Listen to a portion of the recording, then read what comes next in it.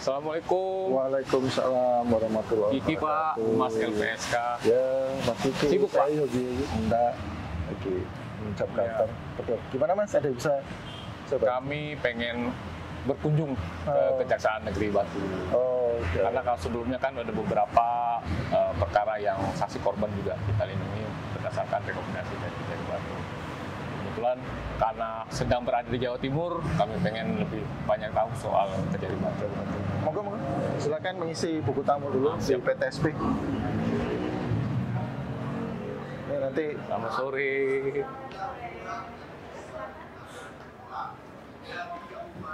Dari LPSK. Saya ada yang bisa dibantu? Saya mau ngobrol-ngobrol dengan Pak Kasipidu. Sebelumnya sudah ada janji, kenapa? Sudah.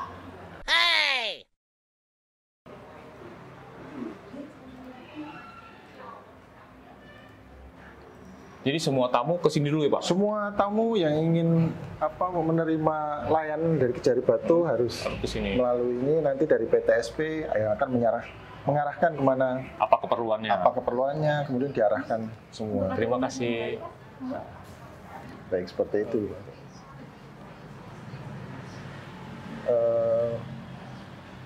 Gimana kita lanjut ke sana? Boleh. Setiap hari pasti ada masyarakat yang datang ke sini, Pak? Setiap hari pasti ada masyarakat yang ingin kepentingan terkait dengan Kejari Batu, baik layanan hukum maupun yang layanan hukum, tilang, baik perkara juga. Proses peradilan pidana sekarang ini kan tidak hanya retributif justice ya Pak? Ya. Sudah ada paradigma baru, restoratif justice. Itu sudah dilaksanakan juga di Kejaksaan Negeri Batu? Baik, jadi untuk Kejari Batu itu sendiri sudah ada rumah restoratif Batu, restoratif justice ya. Jadi sebelum saya bercerita, sebenarnya restoratif justice itu kan di Kejaksaan sendiri lahirnya itu karena ada Pedoman Jaksa Agung nomor 15 tahun 2020 tentang pelaksanaan pengujian perkara berdasarkan restoratif justice. Maka dari itu Jaksa Agung mendorong kejaksaan di seluruh Indonesia untuk melakukan restoratif justice apabila suatu perkara itu dimungkinkan dilakukan penghentian melalui restoratif justice. Nah, mungkin saya sama semua sahabat LPSK ini banyak yang belum mengerti apa itu restoratif justice. Jadi restoratif justice itu kan kalau kita maknai secara sederhana itu kan restoratif atau justice hukum yang kembali ke keadaan semula. Jadi di mana hukum ini diberdiri untuk kembali ke keadaan semula. Jadi kalau biasanya dulu penghukuman itu hanya untuk yang pembalasan ya, cuman dalam restoratif justice ini lebih mengedepankan kepada keadaan semula. Jadi kalau ada kerugian korban di situ, sebisa mungkin dikembalikan atau dikembalikan dalam bentuk semula lagi. Ya, karena kalau kita berkaca kepada yang lalu, kita hanya berfokus pada bagaimana memberikan efek jerak kepada pelaku, tapi bagaimana korbannya belum terpikirkan. Kita belum pernah memikirkan sebenarnya korbannya ini belum pernah kan. Selama ini kita hanya terdakwanya seperti apa, tapi kita tidak pernah berbicara tentang kepentingan korban. Nah, restoratif justice ini kan juga sangat terkait berarti dengan penghentian penuntutan berarti ya Pak? Benar. Ada parameter khusus atau tolak ukur satu perkara itu bisa kita selesaikan lewat restoratif justice? Ada, jadi di dalam Pedoman 15/2020 itu sudah lengkap diatur secara teknis ya, baik itu perkara yang bisa dihentikan melalui restoratif justice seperti apa, yang tidak boleh seperti apa. Jadi yang pertama tentunya si terdakwa itu belum pernah dipidana sebelumnya, jadi baru pertama kali melakukan tindak pidana. Yang kedua, kerugian tidak boleh lebih dari 2.500.000. Yang ketiga, ancaman pidana tidak boleh lebih dari 5 tahun. Tetapi persyaratan yang kedua atau ketiga ini boleh disimpangi apabila ada putusan kepala kejaksaan negeri atau kepala kejaksaan tinggi atau. Tapi yang wajib itu yang wajib tidak boleh disimpangi baru adalah sekali melakukan tindak pidana seperti itu. Kalau Kejaksaan Negeri Batu udah mulai menerapkan ini sejak tahun berapa ya, Pak? Kalau Kejaksaan Negeri Batu sendiri untuk perkara yang telah dilakukan restoratif justice itu ada 2. Jadi yang pertama itu penghentian perkara terkait perkara penganiayaan yang dilakukan antara keluarga, tapi bukan sepupu seperti itu. Yang kedua pencurian. Baru kita lakukan restoratif justice. Restoratif justice ini kan berdampak luas sekali, Pak, karena penghentian penuntutan pasti akan mengurangi beban di lembaga pemasyarakatan atau rumah tahanan itu ya, Pak. Ya. Tapi memang ada syarat-syarat khusus yang diterapkan sehingga tidak menjadi mutlak. Iya, tidak asal. Tidak asal gitu ya. Semua perkara bisa di restoratif justice, tidak semua. Ada perkara-perkara yang walaupun tadi sudah saya jelaskan ada 3 syarat tadi, walaupun ada 3 itu, tapi ada beberapa perkara juga yang tidak bisa dilakukan restoratif justice. Nah, terus bagaimana tanggapan misalkan dari korban atau korban lah yang diwakili oleh negara yaitu kejaksaan bahwa perkaranya diselesaikan lewat restoratif justice? Bagaimana tanggapan mereka itu, Pak? Saya kira dari 2 perkara yang kita lakukan restoratif justice, tanggapan korban sangat baik ya. Apalagi yang pertama itu yang saya cerita tadi, perkara penganiayaan yang dilakukan oleh keluarga. Kalau misalnya kita lanjutkan perkaranya, pasti hubungan 2 keluarga ini kan jadi tidak terjalin lagi. Tapi dikarenakan sudah ada penghentian perkara, sudah ada damai di antara kedua pelaku dan korban, makanya keluarga yang tadinya pecah bisa erat kembali kan seperti itu. Jadi ya sangat bagus lah menurut keluarga ya, korban seperti itu. Korban. Itu teman-teman, jadi restoratif justice tidak mutlak atau tidak asal diberikan sehingga menjadi kewenangan bapak-bapak dari kejaksaan atau penuntut umum untuk menghentikan penuntutan, tapi ada syarat-syarat yang harus dipenuhi berdasarkan peraturan Kejaksaan RI Pedoman Jaksa Agung. Oh iya, Pak, selain restoratif justice misalkan, apalagi hal-hal baru atau yang ditempuh oleh Kejaksaan Negeri yang berpihak kepada kepentingan korban? Yang berpihak pada kepentingan korban saat ini ya tentunya kita bekerja sama dengan Polres dan Dinas Sosial, kita membuat Satgas Perempuan dan Anak. Jadi maraknya perkara perlindungan anak saat ini kan tentunya juga kita harus memikirkan bagaimana cara untuk melindungi anak-anak dan wanita. Dan kita buat Satgas Perempuan dan Anak. Nah, satu hal yang paling baru nih dan banyak dibicarakan soal ganti kerugian ini ya, Pak. Apalagi soal kekerasan seksual ini. Iya. Ada ganti kerugian yang harus dihitung sejak awal gitu ya, Pak. Itu menjadi beban untuk penuntut umum atau bagaimana, Pak? Tidak sih, justru malah dalam kita sangat dengan adanya ganti kerugian yang dalam ini dilakukan teman-teman LPSK ya, kita minta bantuannya untuk menghitung. Tentunya selama kerugian korban bisa sedikit lah terbantu, yang selama ini mungkin terkait akibat tindak pidana yang dilakukan oleh pelaku atau terdakwa itu bisa diganti oleh pelaku atau terdakwa sendiri. Kalau dari kacamata penuntut umum, Pak, ada yang bilang ya ganti kerugian ini seperti ya tanda kutip memperjualbelikan keadilan. Kalau dari kacamata penuntut umum, ganti kerugian itu apakah memberikan hal yang positif untuk korban sebenarnya atau bisa dimaknain lain?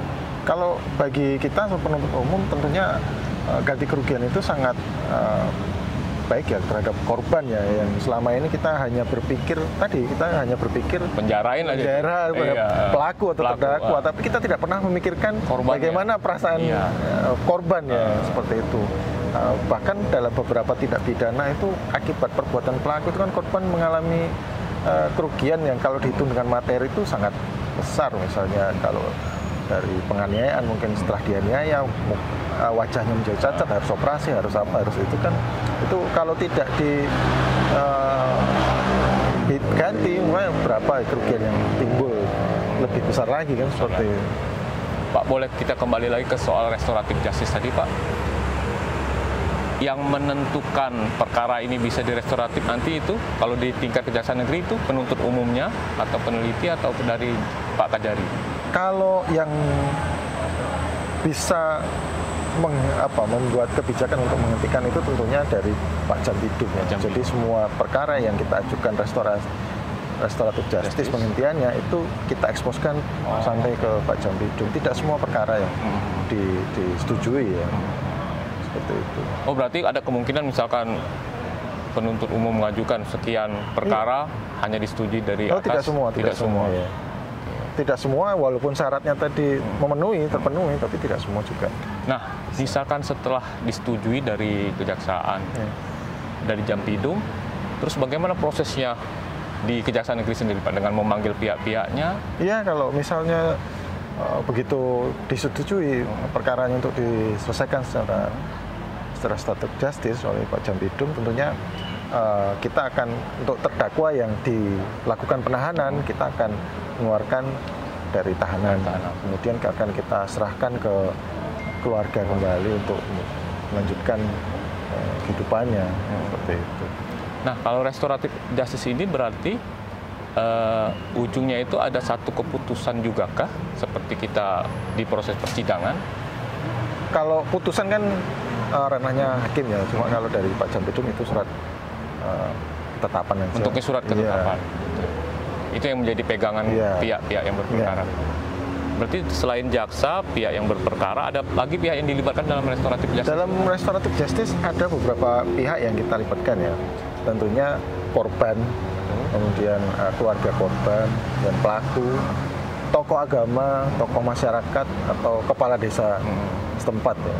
Seperti itu. Kita di sini sebagai mediator, jadi yang memang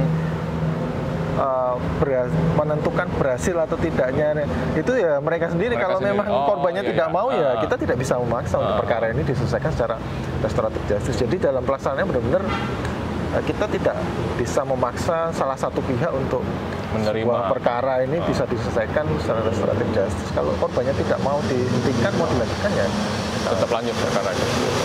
Ada pengalaman seperti itu, Pak? Dari dua yang kita ajukan restoratif itu nggak ada. Kita mengajukan dua, alhamdulillah dua-duanya diterima. Sampai keluar surat ketetapan. Keluar surat ketetapan juga. Kita jalan lagi, Pak. Untuk tahun ini banyak kasus yang ditangani oleh Kejaksaan Negeri Batu. Untuk tahun ini jumlah SPDP sampai akhir November ya, itu ada 120 perkara. Nggak ada PR ini, Pak? Kemungkinan. Sampai ini Desember kita. Desember ya. Ya mungkin ada beberapa yang sampai akhir lewat tahun ya, karena udah mepet ya untuk penyelesaiannya seperti itu. Ini ruang kasih, Pak? Ini ruang pidana umum, di bawah di atas ruang pidana khusus. Silakan, Pak. Hari Jumat juga masih ramai ya, Pak? Ya, masih banyak.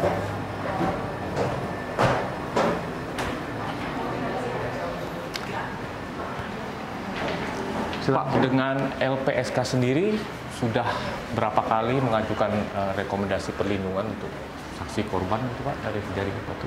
Dari Kejari Batu sendiri terakhir untuk tahun ini ya, satu yang kemarin kita sidangkan sangat sempat viral juga, perkara perlindungan anak dilakukan oleh salah satu tokoh pendidik lah ya, seperti itu. Dan sekarang perkaranya masih dalam proses kasasi. Silakan mau lihat ruang podcast. Oh, ini ruang podcast. Iya, ini ruang podcast biasanya kita mengundang di sini. Ternyata podcast itu udah jadi satu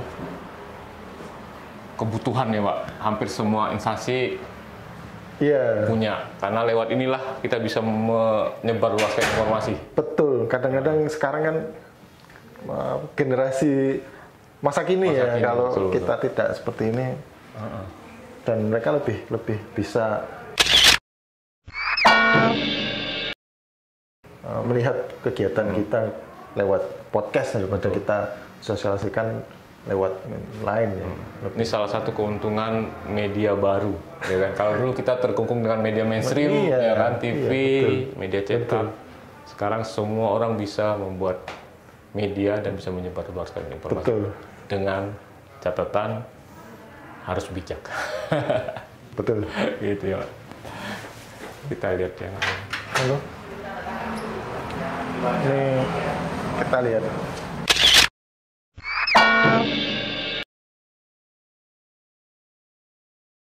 Mau lihat sel. Ada ruang khusus untuk korban atau saksi gitu Pak? Oh, di sini nggak ada? Kalau ruang diversi kita punya. Diversi ada? Ada. Untuk melakukan diversi. Ya. Jadi kalau perkara anak, pelaku anak itu kan wajib kita lakukan diversi untuk ancaman pidana bawah 7 tahun ya, di dalam. Silakan.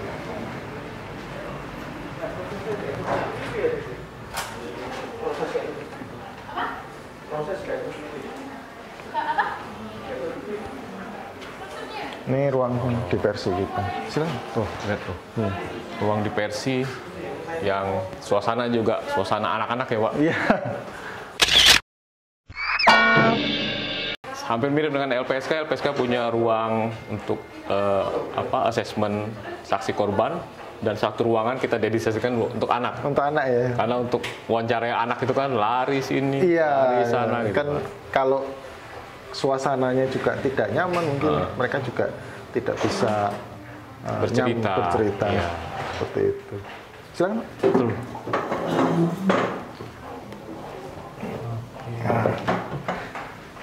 Kalau tindak pidana yang paling mendominasi wilayah Batu? Di wilayah Batu sendiri tindak pidana yang paling banyak itu adalah narkotika. Memang menjadi tren sekarang hampir semua narkotika. Apa ada terobosan Pak untuk narkotika ini? Karena beban lapas katanya 50% lebih. Iya, jadi ini juga terobosan dari Pak Jaksa Agung yang melalui Pak Jambidum untuk sekarang khusus pecandu ini dimungkinkan adanya rehab narkotika. Jadi sama seperti restoratif justice, penyelesaian restoratif justice, tapi di tindak pidana narkotika itu restoratif justice-nya mereka di rehab seperti itu, tidak dilimpahkan ke persidangan dan tidak dimasukkan ke dalam lapas, tapi di rehab, di balai rehab seperti itu. Iya, karena yang kalau narkotika ini kan makna korbannya agak beda-beda nih Pak. Iya, BNN punya definisi korban itu orang yang dipaksa menggunakan narkotika itu korban. Ada penyalahguna, ada pecandu, pecandu gitu. Jadi ada berbagai definisi.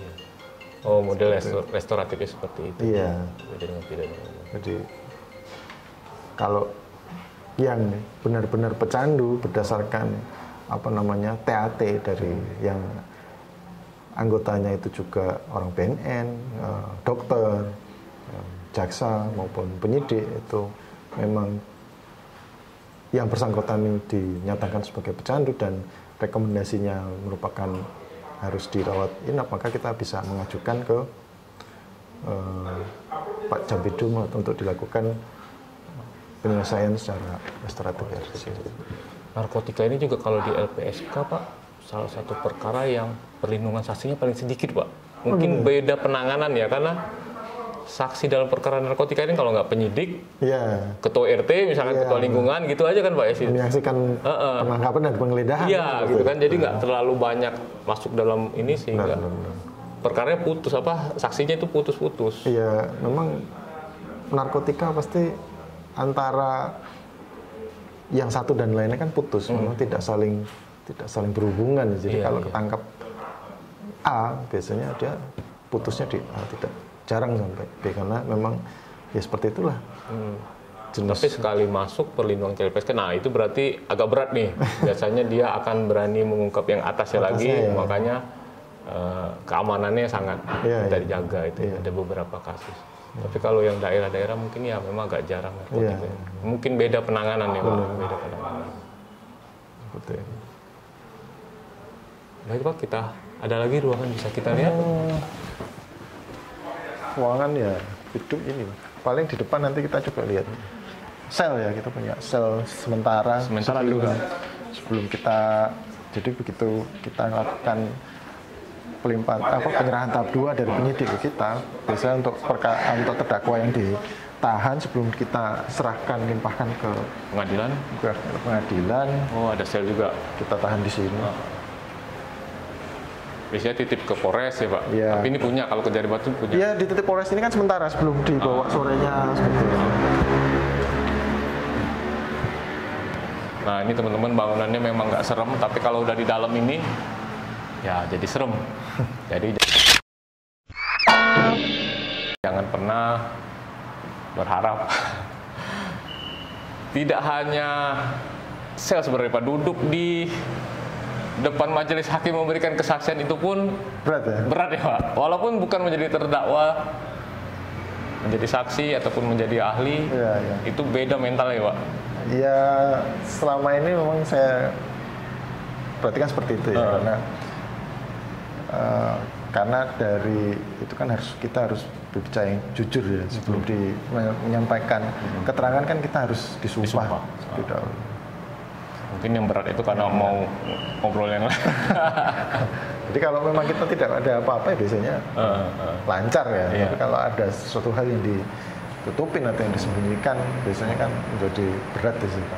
Makanya LPSK ini kan banyak masyarakat itu kan bersentuhan dengan penegak hukum itu, satu mungkin takut, satu nggak mau gitu ya Pak. Masuk kantor polisi mereka nggak mau, misalkan apalagi masuk dipanggil sidang gitu. LPSK juga bersama Polri, bersama Kejaksaan juga, bersama pengadilan kemarin juga ingin mengenalkan proses peradilan pidana, karena LPSK berada di peradilan pidana, bagaimana mereka itu untuk tahu hak-haknya, misalkan melapor mereka dapat surat apa, dokumen apa gitu. Tapi menghilangkan frame untuk takut berhadapan dengan penegak hukum, karena itu akses keadilan di situ. Karena hukum positif kita masih mengatur seperti itu. Kalau mereka takut, yang akhirnya mereka diam, nah itu akhirnya persoalan tidak selesai gitu Pak. Makanya LPSK mencoba bersama stakeholder kita dari Polri, Kejaksaan dan Pengadilan untuk coba bagaimana proses peradilan pidana ini bisa diketahui masyarakat. Termasuk salah satunya kami hadir ke Kejaksaan Negeri Batu ini. Kita harus terus mensosialisasikan. Iya, jadi proses peradilan pidana itu bukan satu yang menakutkan gitu loh, tapi bagaimana kita mau mengakses keadilan, dan satu lagi memastikan hukumnya seperti apa. Di kalau sampai tidak itu ya mungkin main hakim sendiri gitu ya Pak. Bersamaan hak di muka hukum. Bersamaan hak di muka hukum. Jadi jangan diasosiasikan sebagai satu hal yang menakutkan. Gitu. Oke Pak. Kita belakang ada ruang penyimpanan barang bukti. Kalau kejaksaan ini ada grade-grade-nya juga Pak? Di kejaksaan ada grade. Kalau ke Jari Batu? Kelas tipe B dan tipe A ya. Untuk Jari Batu sendiri maksudnya grade tipe B. Tipe B. Silakan. Itu terkait dengan kewenangannya atau apa? Kelasnya. Jadi mungkin jumlah perkara, kemudian pegawai gitu. Pegawai ya? Seperti itu. Ini tempat kita menyimpan barang bukti, kendaraan roda 4. Sana yang roda 2 dalam yang di balik teralis. Seperti ini. Jadi lengkap ya? Ya, silakan.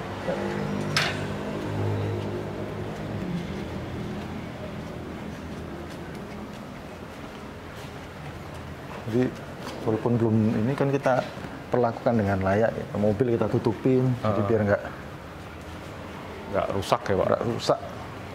Karena menyimpan barang bukti ini juga jadi satu pekerjaan ya Pak? Ini motor kita simpan di sini biar nggak rusak, nggak hilang. Seperti itu. Iya. Mau dibuka? Nggak usah Pak, diambil gambar ya Pak. Ini tempat kita nyimpan kendaraan roda 2-nya dan barang-barang yang besar ya. Iya. Kalau yang barang kecilnya seperti mungkin narkoba atau uang, kita ada lemari penyimpanan khusus. Jadi itu dikelola terdata ya Pak? Barang bukti itu ya? Mari kalau mau lihat di ruangan barang bukti di dalam. Ini yang penting nih, soal barang bukti yang kemarin lagi rame-rame berubah atau menghilang. Ternyata prosedurnya ada, barang bukti itu disimpan, didata.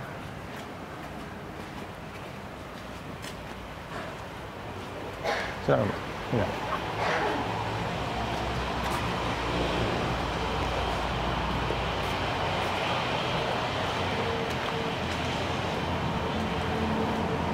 Berapa banyak personil, Pak? Kalau Kejari Batu sendiri kurang lebih sekitar 60. 60.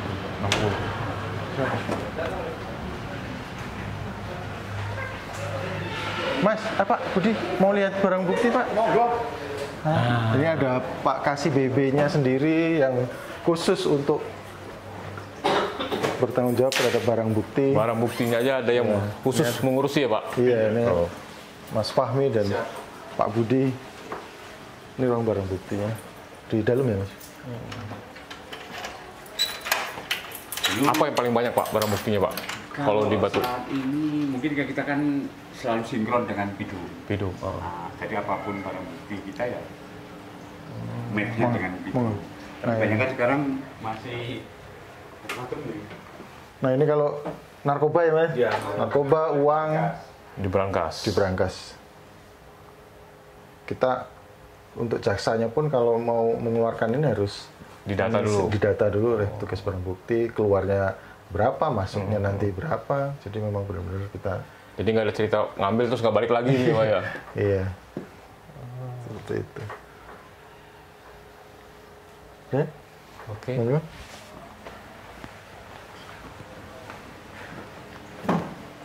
Barang bukti pun harus diurus. ya, Ya, Kalau nggak diurus, nggak dulu. kita yang diurus ya, Pak. sensitif barang bukti.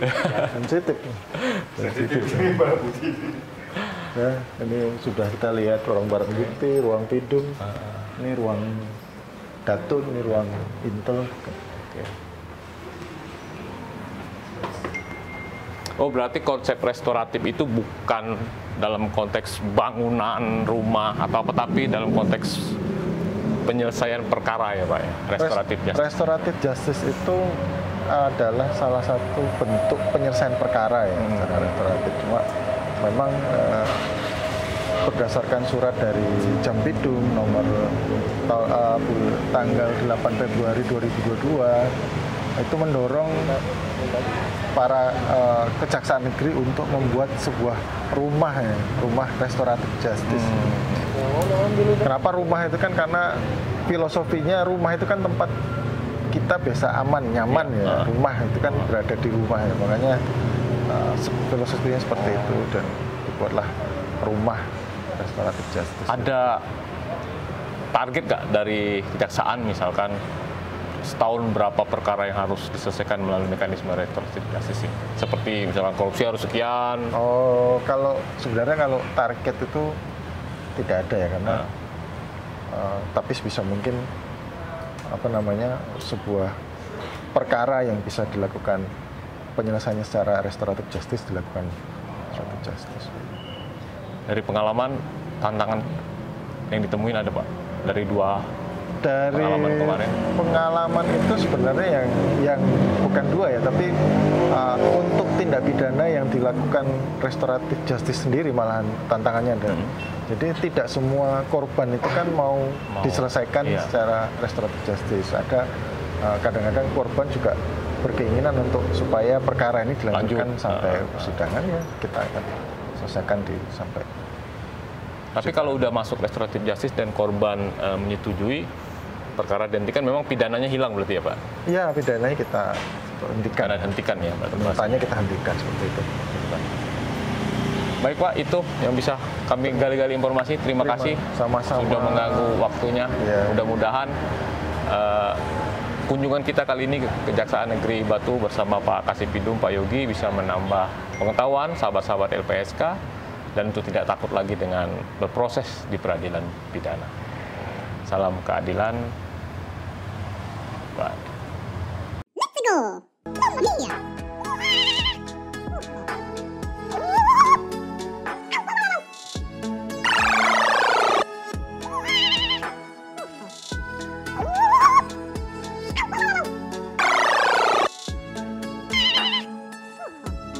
Oh!